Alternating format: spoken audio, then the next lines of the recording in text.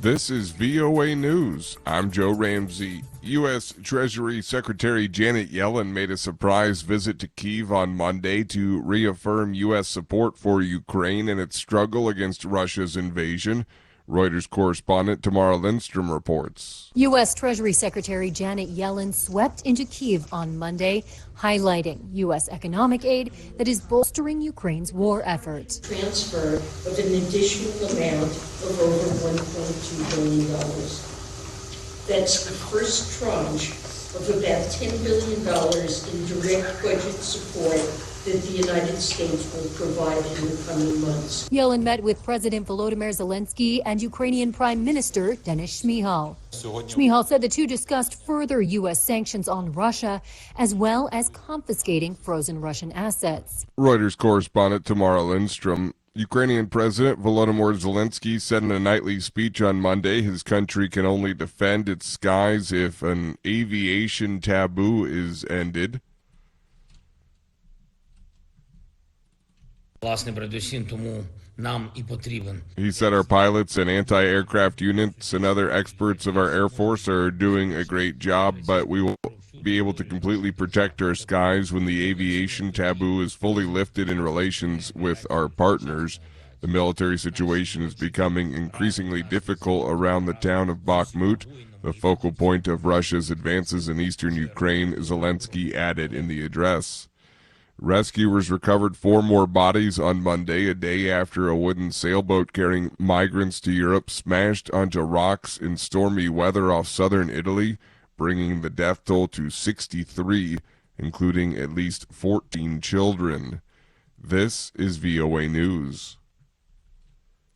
The Ghana Health Service says a shortage of routine vaccines for children blamed for a measles outbreak that infected 120 people will be resolved within weeks.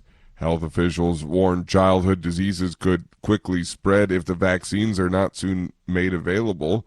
Kent Menza reports from Accra. For months, nursing mothers have been complaining of shortage of vaccines meant for babies from birth to at least 18 months. The situation became worse in February after major health facilities in 10 out of the 16 administrative regions of Ghana kept turning nursing mothers away due to erratic supply. Parliament has summoned the West African country's health minister, Kweku Agyeman-Menu, to discuss the vaccine shortage. The next few days are crucial for many children, especially those who live in inner cities and dense parts of urban areas and are exposed to vaccine-preventable diseases at an early age. Kent Mensah for VOA News, Accra, Ghana.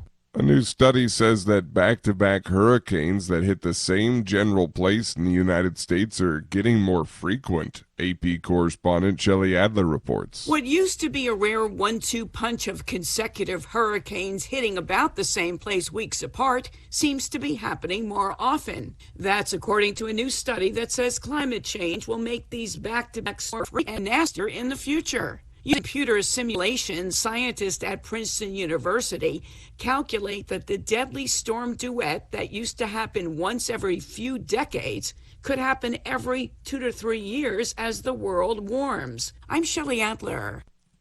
The movie Everything Everywhere All at Once was the big winner at the Screen Actors Guild Awards on Sunday. AP correspondent Margie Zarletta has more. Hollywood likes to look for clues at the award shows leading up to the Oscars for who might win Oscars. If the SAG Awards are an indicator, Everything Everywhere All at Once will do well. It won Best Ensemble, and Michelle Yeoh, Ke Huy Quan, and Jamie Lee Curtis won for their roles in it. Yeoh says it's a triumph for Asian women. This is not just for me. This is for every little girl that looks like me. Brendan Fraser won for his role in The Whale. In TV categories, Abbott Elementary and The White Lotus won the Ensemble Awards. I'm Archie Zaraletta. Canada is banning TikTok from all government-issued mobile devices, reflecting widening worries from Western officials over the Chinese-owned video-sharing app. Prime Minister Justin Trudeau says it might be a first step to further action. TikTok is widely popular with young people, but its Chinese ownership has raised fears Beijing could use it to collect data on Western users.